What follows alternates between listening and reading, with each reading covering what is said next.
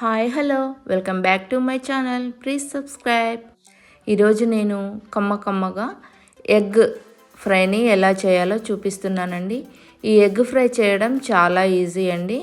ఉదయాన్నే కూరగాయలు ఏమీ లేనప్పుడు 2 కోడిగుడ్లు, ఒక 3 ఉల్లిగడ్డలు ఉంటే చాలండి, ఈజీగా ఎగ్ ఫ్రై చేసేయచ్చు. మరి ఈ ఎగ్ ఫ్రైకి కావాల్సినవి 3 గుడ్లు, నేను ఒక 5 చిన్న సైజు ఉల్లిపాయలు తీసుకొని పొట్టు తీసి శుభ్రంగా కడిగి ఇలా సన్నగా కట్ చేసుకుంటున్నానండి.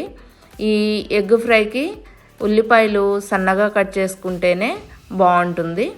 ఈ సన్నగా కట్ చేసుకున్న తర్వాత ఈ ఉల్లిపాయల్ని పక్కనైతే పెట్టుకోవాలి.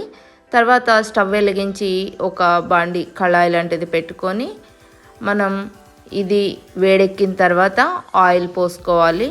ఫ్రైకి సరిపోయేంత ఆయిల్ అయితే పోసుకున్నాను. ఇప్పుడు ఆవాలు, జీలకర్ర, అలానే పచ్చిశనగపప్పు, మినప్పప్పు ఇవి వేసి మంచిగా వేడెక్కి వేగే వరకు వేపుకోవాలి. మంచి గోల్డెన్ కలర్ వచ్చే వరకు వేపుకున్నాను. ఇప్పుడు ఒక 2 ఎండుమిర్చిని వేసానండి. నా దగ్గర పచ్చిమిర్చి లేదు.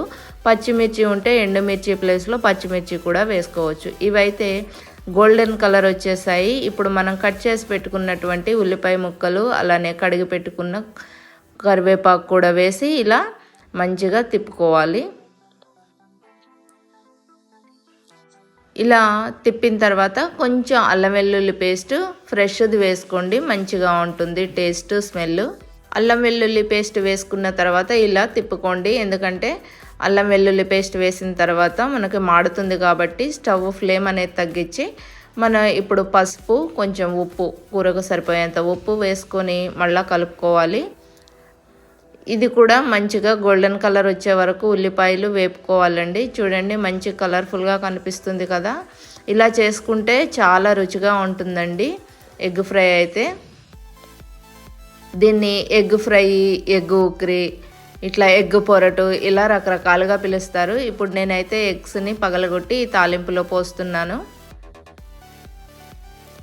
3 ఎగ్స్ని పోసిన తర్వాత ఇలా ఒక 2-3 మినిట్స్ వదిలేసిన తర్వాత చూడండి, కొంచెం మళ్ళీ అడుగంటుతుందేమోనని ఇలా మరీ ఎక్కువగా కాకుండా మామూలుగా గంటతో ఇలా పైన తిప్పాను. మళ్ళీ ఒక 2 నిమిషాల తర్వాత వాటిని తిప్పుకోవాలండి. చూసారు కదా, మంచిగా వేగిపోతున్నాయి. ఇప్పుడు మనం కూరకు సరిపోయేంత కారం వేసుకుంటున్నాను. తర్వాత మూత పెట్టి ఒక 2 నిమిషాలు అలా మగ్గనిచ్చేసానండి కారము. అది చూడండి ఎంత బాగుందో కదా ఇలా చూస్తుంటే. ఇప్పుడైతే మళ్ళా కారం అంతా కలిసే వరకు కలుపుకొని ఇందులో కొంచెం మెంతి పొడి, అలానే ధనియాల పొడి కూడా వేసుకొని కలుపుకున్నానండి. నేను ప్రతి కూరలో కంపల్సరిగా మెంతి పొడి అయితే వేస్తూ ఉంటాను. కొంచెం వేయడం వల్ల మనకు పెద్దగా ఏమీ నష్టం లేదు, హెల్త్కు మంచిది కూడా.